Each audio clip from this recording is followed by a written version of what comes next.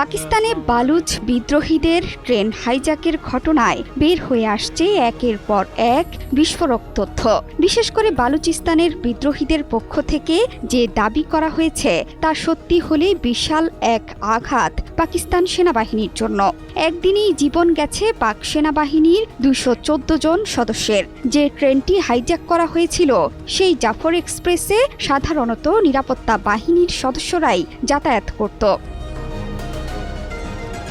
বেলুচ বিদ্রোহীদের দাবি, জাফর এক্সপ্রেস থেকে 214 জন সেনাকে ধরে নেওয়া হয়েছিল, যাদের সবাইকে শেষ করে দিয়েছে তারা।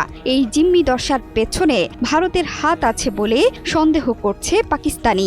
এ নিয়ে পাল্টাপাল্টি দোষারোপ করছে এক দেশ অন্য দেশকে।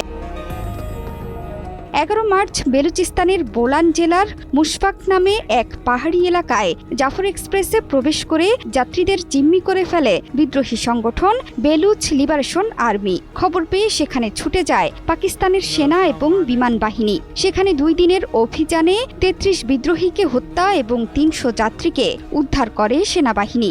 কিন্তু ট্রেনের ভেতর প্রবেশ করা 214 জন সেনাকে ধরে নিয়ে যাওয়ার দাবি করে বিবৃতি দিয়েছে বেলুচ লিবারেশন আর্মির মুখপাত্র জিয়ান্দ বেলুচ।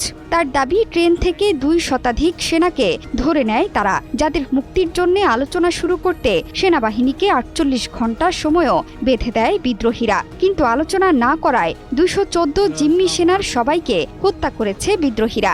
সশস্ত্র জঙ্গি গোষ্ঠীটির দাবি, অহংকারের জন্য সেনাদের হারিয়েছে পাকিস্তান। যদিও 214 সেনাকে হত্যার যে দাবি বিএলএ করেছে সেটির পক্ষে তারা কোনো প্রমাণ দেয়নি বলেও জানায় রয়টার্স। 5 দশকেরও বেশি সময় ধরে বেলুচিস্তানের স্বাধীনতার দাবিতে লড়াই করছে বেলুচ লিবারেশন আর্মির সদস্যরা।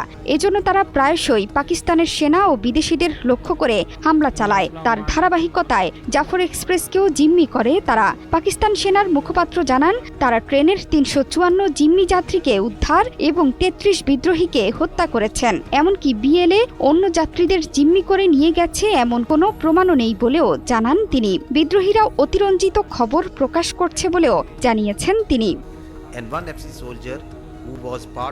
এই সেনা কর্মকর্তা আরও জানান, 33 বিএলএ বিদ্রোহীদের বাইরে আরও 31 জন নিহত হয়েছেন, যার মধ্যে 23 জন সেনা, 3 জন রেলওয়ের কর্মচারী এবং 5 জন সাধারণ যাত্রী।